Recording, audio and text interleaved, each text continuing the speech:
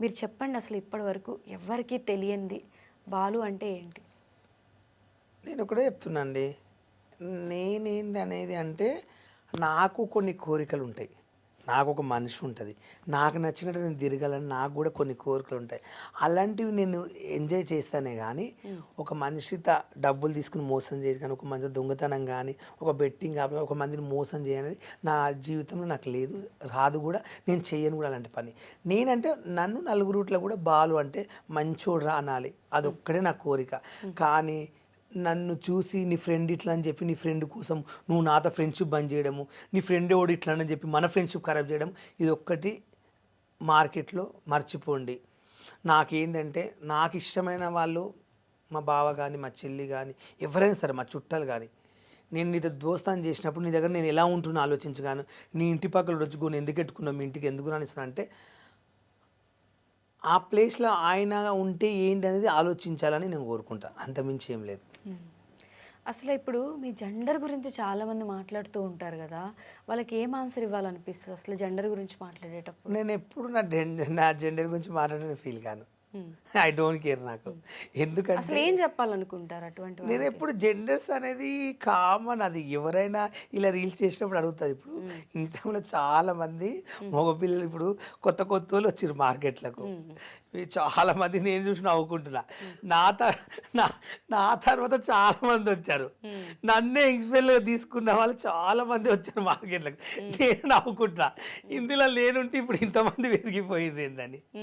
నేను అనేది ఏంటంటే ఎవరి పర్సనల్ వాళ్ళదండి. ఎవరికి నచ్చినట్లు వాళ్ళు రీల్ చేస్తారు. అంతేగాని ఒకరిని చూసి కామెడీ చేయడం, ఒక మనిషిని చూసి మనం ఎప్పుడు అట్లా అనుకోవద్దన్న ఫీలింగ్. ఇప్పుడు చెప్తున్నా, నా వీడియోల కన్నా నేను వేరే వాళ్ళ వీడియోలు చూస్తే నవ్వుకుంటున్నా. నేను ఒకప్పుడు టిక్ టాక్ ఇట్లా చేసేవాడిని, ఇలా రీల్స్ చేసేవాడిని, చున్నీలు వేసుకుని నేను ఇట్లా చేసేవాడిని కదా. ఆ రీల్స్ కొంతమంది ఇప్పుడు చేస్తే నాకు అందరూ కొంతమంది రీల్ చేస్తుంటే నేను ఉప్పల్ బాలు అంటుర్రు. హాయ్ ఫ్రెండ్స్ అనుకుంటూ షాక్ అయ్యారు. అని కొంతమంది మొగోళ్ళు కానీ అమ్మాయిలు చేస్తున్నారు నా డైలాగ్లు. అవును. అమెరికా సివిల్ షాక్ అయ్యారు. నేను ఉప్పల్ బాలు అంటారు చూడు. కొంచెం ఇందాక మధ్యలో ఒక వీడియో చూశాను. ఒక ట్రాన్స్జెండర్ ఒక అమ్మాయి గమ్మత్తు డిఫరెన్స్గా ఉంది. నేను కూడా అగ్నిపరీక్ష పోవాలని అనుకుంటున్నా అని ఒక రీల్ పెట్టింది. నేను అగ్నిపరీక్ష పోతే ఉప్పల్ బాలకు నన్ను కూడా అవమానిస్తారు, నేను అగ్నిపరీక్ష ఏమి వెళ్ళాను, మా ఉప్పల్ బాలనే తిట్టిర్రు, గాయస్ వీడియో లైక్ చేయండి అన్నది. అంటే తను కూడా నన్ను కామెడీ చేసి వీడియో పెడితే నాకు కొంచెం మంచి అనిపించింది. అంటే నా వీడియోని ఇంతమంది చేసి నవ్వుకుంటున్నారు కదా దేశంలో అని ఆలోచిస్తున్నా. చాలా ఇప్పుడు మళ్ళీ అగ్ని పరీక్ష, ఇప్పుడు మళ్ళీ బిగ్ బాస్ ఛాన్స్ వస్తే నెక్స్ట్ సీజన్ కూడా ట్రై చేసి మళ్ళీ ప్రూవ్ చేసుకోవాలని ఉందా? నెక్స్ట్ అది నేను బిగ్ బాస్ కొత్త అగ్ని పరీక్ష కోను, అవమానం పడలేను. ఒక సెలబ్రిటీ లాగా తీసుకుంటే వెళ్తా, అంతేకాని అగ్ని పరీక్ష ప్రాసెస్ అదైతే ప్రాసెస్కి వెళ్ళలేను. మీరు ఒక వీడియోలో చెప్పారు కదా, అసలు నవదీప్ గా కనిపిస్తే ఫేస్ టు ఫేస్ మాట్లాడతా అని. ఒకవేళ ఆయన ఇక్కడ ఉన్నారు అంటే అసలు మీరు ఏం మాట్లాడతారు? ఆయన ఉంటే నేను ఏం మాట్లాడేది అంటే, ఎగ్జాంపుల్ తను అడిగేదానికి నా బిహేవియర్ గురించి తనకి ఎక్స్ప్లెయిన్ చేసేవాడిని. అక్కడ అడిగిన దానికన్నా ఓపెన్గా చెప్పేవాడిని. సార్ మీరు అక్కడ అడిగేది మీకు ఎదురుగా చెప్తే సార్, నేను ఆ టైంలో నన్ను నా ఫ్యాన్స్ ఒక స్థానం ఇచ్చినప్పుడు, ఒక అవకాశం ఇచ్చినప్పుడు అట్లా నాకు ఎదురు చెప్పిన అనుకో, 2 రాష్ట్రాల మంది చూస్తారు సెలబ్రిటీ. అగ్ని పరీక్ష అంటే 2 కోట్ల మంది చూస్తారు. ఇప్పుడు నేను పోయినంటే ఇంకా నేను అగ్ని పరీక్షలో కనిపించినందుకు ఇంకా ఫ్యాన్స్ పెరిగిపోయినరు. అగ్ని పరీక్ష తెలుసా, ఇప్పటివరకు కొంత మేము బిగ్ బాస్ చూడలేదు, నువ్వు వస్తున్నావు అని నీకోసం ప్రత్యేకంగా చూస్తామని అంటుండ్రు. చాలా మంది వీడియోలు పెట్టిండ్రు, చూస్తున్నాం బాలన్నారు. అలాంటి ప్లాట్ఫామ్లో నేను జడ్జెస్ని తిట్టిన అనుకో, ఇప్పుడే మళ్ళీ తిట్టావు, రేపు హౌస్లో పంపిస్తాను నాగార్జున తిట్టావని గ్యారంటీ ఏముంది, హౌస్లో నువ్వు ఎవరైనా కొట్టావు తిట్టావని గ్యారంటీ ఏముంది అంటారు. అట్లా నేను ఇప్పుడు అక్కడ నేను తగ్గాను. నాకు మాట్లాడడానికి లేక నా టెస్ట్ నిరూపించుకోవాలనుకుంటే అప్పుడు నేను ఇంకా రెచ్చిపోయేటోని. కానీ చాలా వరకు కట్ చేశారు అక్కడ, మెయిన్గా చాలా కట్ చేశారు. ఓన్లీ నన్ను తిట్టిన బిట్లు నేను సైలెంట్ అయి బాధపడి ఏడ్చినే పెట్టారు అక్కడ. కానీ నేను ఏమని మాట్లాడిందో మొత్తం ఫుల్ వీడియో పెట్టలేదు. ఏం మాట్లాడారు మీరు అక్కడ? కొన్ని అడిగిన క్వశ్చన్లు సమాధానం చెప్పాను. మరి అంత ఏమడిగారు? సమాధానానికి ఏం చేస్తావంటే, అక్కడ వెళ్ళిన సమాధానానికి ఏం చేసిండ్రు, అందరు ఏం చేస్తారు అదే చేస్తా. బిగ్ బాస్ కూడా అందరు ఏం చేస్తారు, ఎంటర్టైన్మెంట్, కామెడీ, ఇచ్చిన టాస్కులు చేస్తారు. కొత్తగా ఏం చేస్తారు చెప్పండి? 10 మంది నవ్వుకోవాలంటే ఇప్పుడు ఒక 10 మంది ఫ్యామిలీ ఒక దావా చేసుకుంటారు ఒక ఇంట్లో. హే ఇప్పుడు వాళ్ళు వీడియో వచ్చింది బిగ్ బాస్లో కామెడీ చేసిండు అందరూ అది పెట్టి చూద్దామని చూస్తుంటారు. అంతేగాని బిగ్ బాస్కి వెళ్ళి ఏం చేస్తారు? అందరూ వెళ్ళి ఏం చేస్తారు, మీరు అదే అదే చేస్తారు. కొత్తగా ఏం చేస్తారు చెప్పండి? కొత్తగా ఇప్పుడు వాళ్ళకి వెళ్ళిన సీజన్లో ఏమైనా చేశారా కొత్తగా? వాళ్ళకి కూడా కొన్ని రీల్స్ కాపీ చేసుకుంటే ఇన్స్టాగ్రామ్లో కూడా చేస్తారు. ఎగ్జాంపుల్ దువ్వార మాధురి గారి ఒక డైలాగ్ కొట్టింది, ఇంగ్లీష్లో మాట్లాడింది గుర్తుందా? అది చాలా మంది ఇన్స్టాగ్రామ్ చేసిర్రు, మంచిగా అనిపించింది. మీరు గమనించిరో లేదు? అవును అవును. ఎందుకు ఆమె నేను ఆ వీడియో చూసుకుంటే దువ్వార మాదిరి నవ్వుకుంటుంటా. అబ్బా కత్తిలా మాట్లాడింది ఆడపుల్లి అంటే ఏమైనా ఆడ అని ఒక ఊహించుకున్నా. బిగ్ బాస్కు వెళ్ళిన వాళ్ళు ప్రతి ఒక్కరు సమాజాన్ని ఉద్ధరించి వెళ్ళట్లేరు. ఒక ఎంటర్టైన్మెంట్, ఒక టాలెంట్, మనీ కోసం వెళ్తారు. అట్లా నేను కూడా ఒక మనీ కోసం ఒక టాలెంట్ నేర్పించుకోవాలని వెళ్ళాలనుకుంటున్నాను. ఇప్పుడు అక్కడ జడ్జెస్ మీద, అక్కడ యాంకర్ మీద, అక్కడ అసలు ఒక్కొక్కరి మీద మీ ఒపీనియన్ ఏంటి, మీరు ఏమనుకుంటున్నారో చెప్పండి. ఫస్ట్ ఆఫ్ ఆల్ నేను చెప్పాలంటే దిస్ ఈజ్ నవదీప్ గారి గురించి ఫస్ట్ క్వశ్చన్ చెప్తా. నాకు అక్కడ అన్యాయం జరిగింది, అన్యాయం కోసం మేము మాట్లాడతా. నేను ఉన్నదని చెప్తా, అబద్ధాలు చెప్పడానికి నాకు రాదు, నేను అబద్ధాలు కూడా చెప్పాను. నవదీప్ గారు ఏమన్నారంటే వల్గర్గా ఉంటాయి వీడియోస్ నీవి, నువ్వు చేసే అన్ని చిల్లర్ వీడియోలు, నీకు ఫ్యాన్స్ ఉంటారా అన్నాడు. నాకు ఫ్యాన్స్ ఉన్నారో లేదో ఇప్పుడు వీడియోలు చూస్తే అర్థమవుతుంది. First question. అక్కడ పిలిచినప్పుడు నన్ను అవమానించడం నాకు నచ్చలేదు. మీకు నచ్చకుంటే మొత్తం స్కిట్టేట్ అక్కడ, అది రియల్గా షో కాదు, మొత్తం స్కిట్ ఉంటుంది అక్కడ. మనం అనుకున్నంత మేము పోయేమో అక్కడ ఫేస్ చేసాం కాబట్టి మాకే తెలుస్తుంది అక్కడ. మీరు ఓనర్లకు మీకు తెలియదు అక్కడ ఏం జరిగిందో. అది రియాలిటీ షో అంటారు కదా, స్క్రిప్టెడ్ అని ఎలా అనుకుంటున్నారు మీరు? అగ్ని పరీక్ష అనేది రియాలిటీ షో కాదు. రియల్ షో ఎలా ఉంటుందండి? బిగ్ బాస్కు అయితే పోలేదు నేను. అక్కడ కెమెల్లు, పెద్ద పెద్ద కెమెల్లు ఉంటాయి, రోజు పండుకుంటారు, అక్కడ ఏం చేస్తారో పొయ్యిచ్చినో తెలుస్తుంది. నాకు తెలియదు దాని గురించి, నేను పోలేదు కాబట్టి. ఇక్కడ ఏంటంటే 15 నెంబర్స్ వాళ్ళు ఎంచుకున్నారు. వాళ్ళు ఆ 15 నెంబర్కి అవకాశం ఎక్కువ ఇచ్చారు. మిగతా వాళ్ళని ఏం చేశారంటే 2 నిమిషాలు, 1 నిమిషం పిలిపించి, ఒక లారీ నా ఫ్రెండ్ వచ్చాడు, సమాజానికి నువ్వు ఏం మెసేజ్ చేయాలనుకుంటున్నావు, నువ్వు బిగ్ బాస్లో పోతే ఏం చేస్తాను క్వశ్చన్ అడిగితే ఆయన ఏమన్నాడంటే, డ్రైవర్లకు బాధ అవుతుంది, ఒక డ్రైవర్ విలువ తెలియాలి. డ్రైవర్ అంటే ఒక లారీ నడిపించే డ్రైవరు రేపు యాక్సిడెంట్లో చనిపోయినా కూడా వాళ్ళ బిడ్డ పిల్లలకు అమౌంట్ ఇవ్వాలి ఇంత ప్రభుత్వం, అది బయట పెట్టాలి తెలియాలి ప్రజలకంటే. అది తెలియాలంటే నేను ఇక్కడ వచ్చింది చెప్తాం, పోయి ఎమ్మెల్యేలు ఎంపీని అడగొచ్చు కదంటే, వాళ్ళందరూ అడిగినాక ఇక్కడికి వస్తా. ఈ షోలో అయితే 2 కోట్ల మంది, ఆంధ్ర తెలంగాణ 2 కోట్ల మంది చూస్తారు. అప్పుడు అందరికీ ఈ వీడియో వల్ల, ఈ బిగ్ బాస్ వల్ల, అదే నీది పోపరేట్ చేసుకోవడానికి నువ్వు వచ్చినట్లుంది, వెళ్ళిపో, ఇదా నువ్వు సెట్ కావు అన్నాడు.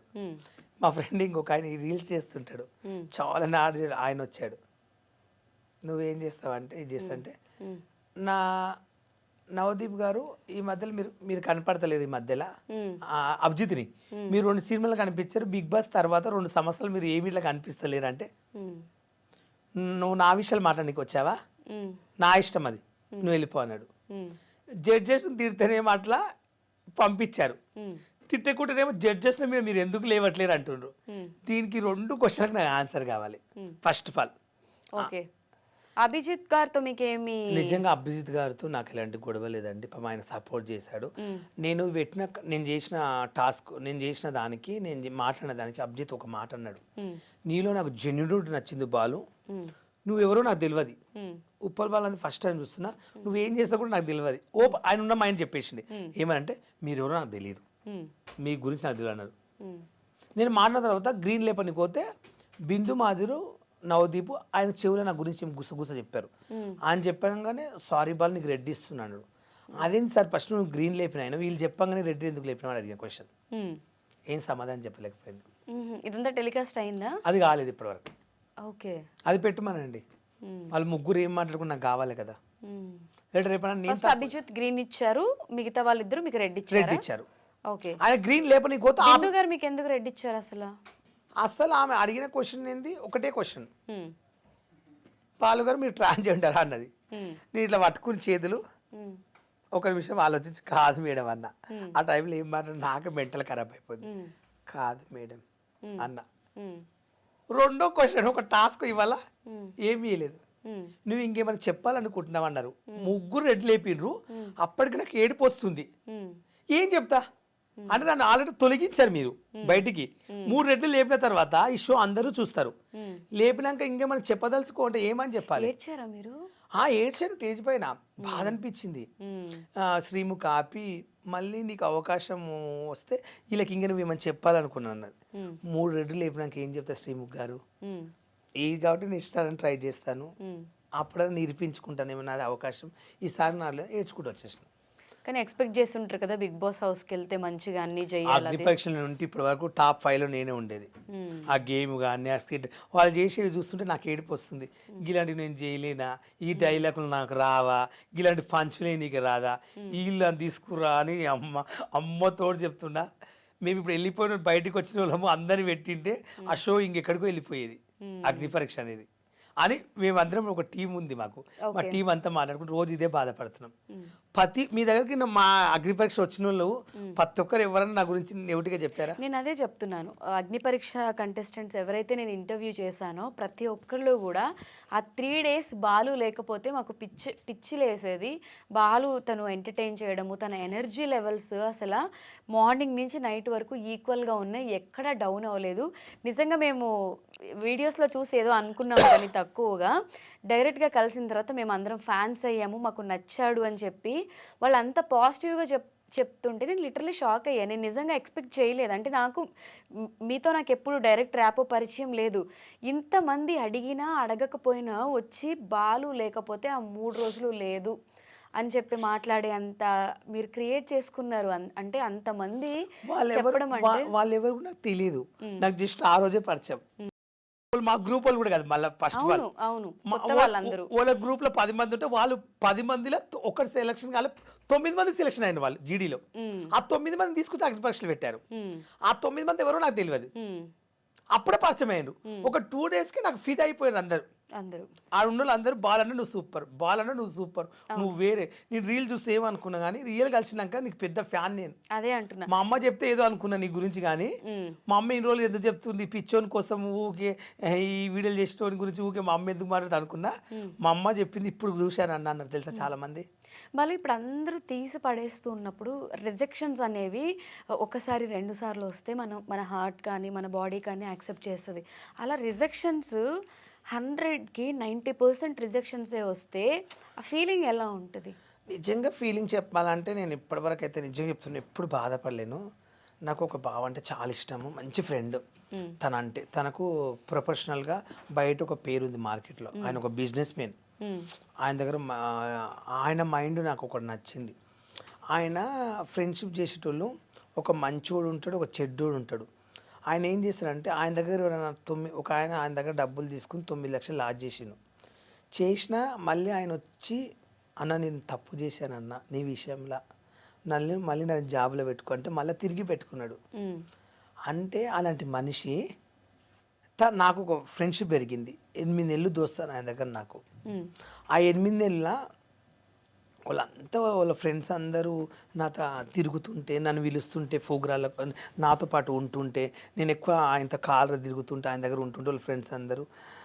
ఒక రీల్ పెట్టాను ఆయనది ఇన్స్టాగ్రామ్లో ఉన్న దాంట్లో. నా రీల్ పెడితే కింద కామెంట్స్ కొంతమంది తెలియని వాళ్ళు పెడతారు కదా, నాకు మ్యాక్సిమల్గా ఎవరైనా నాకు కామెంట్స్ పెడతారు, నాకు కొంచెం బాధ అనిపిస్తుంది. అట్లా నేను లైట్ తీసుకునేవాడిని. అట్లా పెడితే ఆయన కొంచెం వీడియో డిలీట్ చేయమన్నాడు. ఎందుకు బావా అని అడిగిన. అందరు ఇట్లా పెడుతూ నా ఫ్రెండ్స్ అందరినీ తిరుగుతుంటే నాకేమో ఉంది అని అనుకుంటున్నానంటే, బావా నేనేందో నీకు తెలుసు, నువ్వేందో నాకు తెలుసు, ఒక్కటి చెప్పు సమాజంలో మీ ఫ్యామిలీ కూడా రేపు నాడు బాధపడొద్దు అంటే ఒకటే చెప్పిన. ఎవరు ఏమనుకున్న వాళ్ళు నాకు నచ్చిన వాళ్ళు నాతో ఫ్రెండ్స్ లాగా ఇది ఉంటాను చెప్పి ఆయన నా ఫ్రెండ్స్లా కొనసాగుతున్నాడు ఇప్పుడు ప్రజెంట్గా. కొన్ని రోజులు దూరం పెట్టిన కూడా ఇప్పుడు నా దగ్గర తీసుకున్నారు. అది నాకు చాలా అనిపించింది నా మైండ్లో. అంటే నాకు బాధలు కష్టాలు ఉన్నప్పుడు నన్ను ఆదుకున్న వాళ్ళు ఇప్పుడు చూసుకుంటున్నారు. అది నాకు చాలు. ఈ సమాజం కోసము నన్ను ఎవరో ఏమన్నారు అని బాధపడే. మీరు ఇంతకు ముందులాగా నిజంగా ఇంతకు ముందు నేను చీప్గా వీడియోలు చేశానని చెప్పారు, తర్వాత ఆపేస్తానని కూడా చెప్పారు.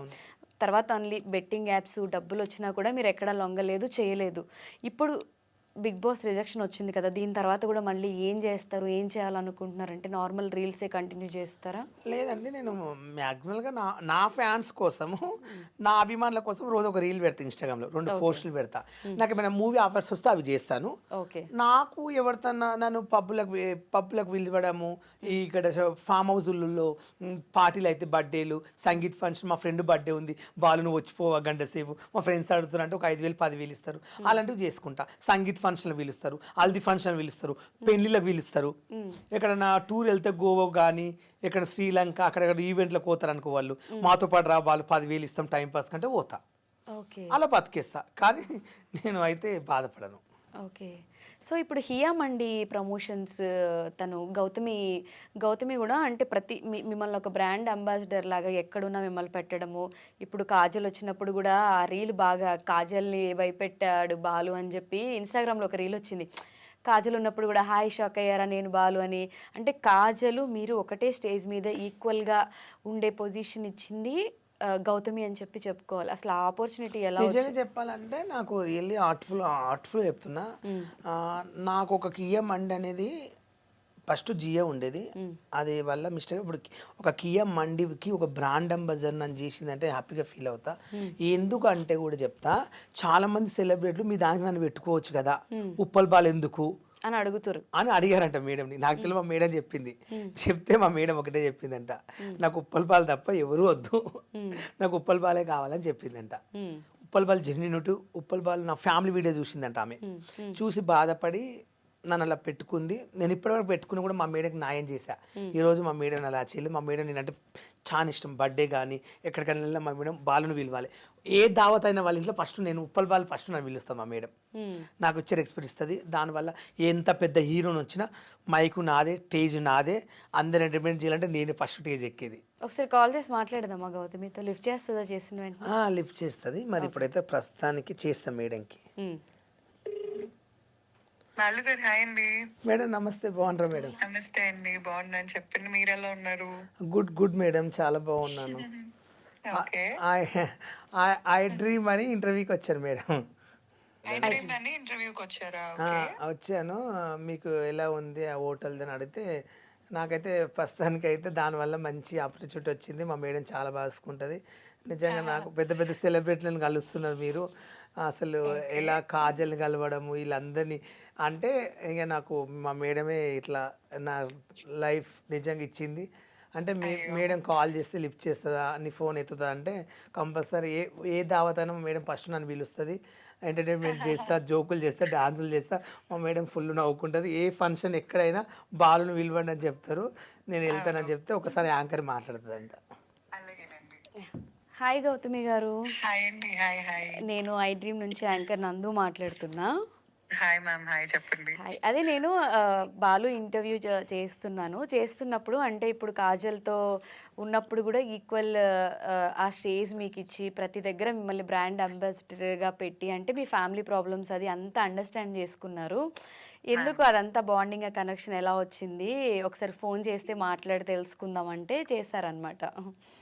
యాక్చువల్లీ చాలా మంచి వ్యక్తి మ్యామ్. చాలా కైండ్ హార్టెడ్ పర్సన్ బాలు గారు.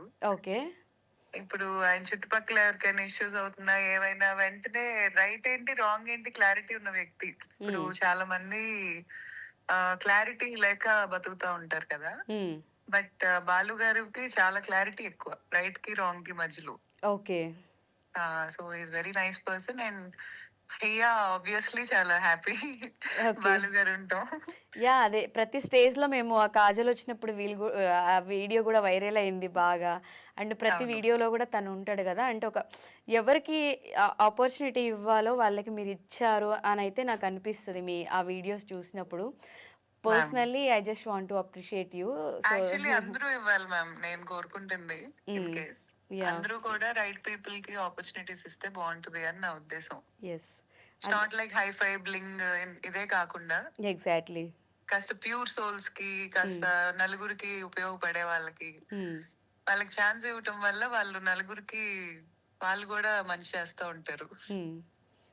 అంతే మ్యామ్.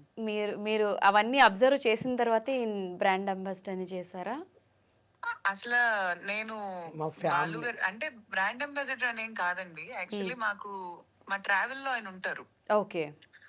ఆయన హీజ్ ఎ పార్ట్ అన్నమాట మా టీమ్ లో. నైస్. నైస్. ఓకే. సో ఇప్పుడు ఆయన్ని నేను ఏం అబ్జర్వ్ చేసి తీసుకున్నాను అంటే కంప్లీట్ గా pure soul, innocent and right wrong కి క్లారిటీ ఉన్న వ్యక్తి. ఇది నాకు బిహైండ్ తెలుసు, నాట్ మీడియాలో చూసి తెలుసుకున్న వ్యక్తి కాదు.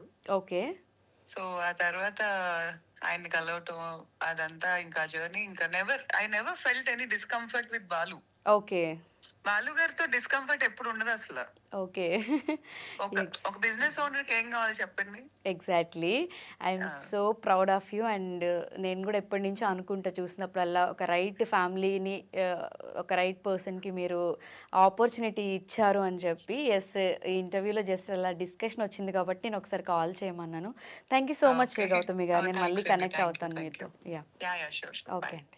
బాలు గారి గురించి మాట్లాడాలంటే ఇప్పుడు నేను ఆయన ఫోన్ చూసా కదా, నార్మల్ కాల్స్ ఒక 2640 ఏమో ఉన్నాయి. వాట్సాప్ కాల్స్ కూడా 2740 కాల్స్. ఇన్ని కాల్స్ ఎవరు చేస్తారు మీకు? నా ఫ్యాన్స్. అసలు చూడండి, వాట్సాప్లో కాల్స్, మెసేజెస్ అసలు 2000 అబవ్ ఉన్నాయి. అన్ని కాల్స్ వస్తాయండి. ఇప్పుడు కూడా ఏదో ఒక విఐపి కాల్ వచ్చినట్టుంది. నేను నేమ్ మెన్షన్ చేయవచ్చో చేయకూడదు, I don't know. Okay, so చూసారు. ఎవరు విఐపి చేసింది? తన ఇంటర్వ్యూకి అడిగాడు, తను కాల్ చేశాడు. అచ్చా, ఓకే, సరే. ఇప్పుడు కాదు, రాహుల్ సిప్లిగన్, రాయల్ సిప్లిగన్ సింగర్, తన కాల్ చేశాడండి. ఇదిగో తన నెంబరే. నిజంగా చాలా మంచి వ్యక్తి. అంటే ఈవెంట్ కోసమా, దేనికోసం? ఏదైనా ఉన్నా హెల్ప్ చేయడం కానీ, ఏదైనా ఉన్నా బాధలు ఉన్నా ఏమైనా ఉన్నా చెప్పుకుంటాను. మంచి వ్యక్తి, బాగా రెస్పెక్ట్ ఇస్తాడు. తన సాంగ్స్ నేను ఫీదా ఫ్యాన్ని. ఓకే. ఇక నన్ను అందరికన్నా కొంచెం బాగా గుడ్ అని గౌరవిస్తాడు. ఆయన కాల్ చేశాడు, ఎత్తలేకపోయినా సారీ, ఇంటర్వ్యూలో ఉన్నారు కాబట్టి. ఇంటర్వ్యూలో ఎదుగు ఎత్తలేకపోతున్నా. ఓ మై గాడ్, నాకే బాధ అనిపిస్తుంది. సారీ అన్న, లవ్ యూ.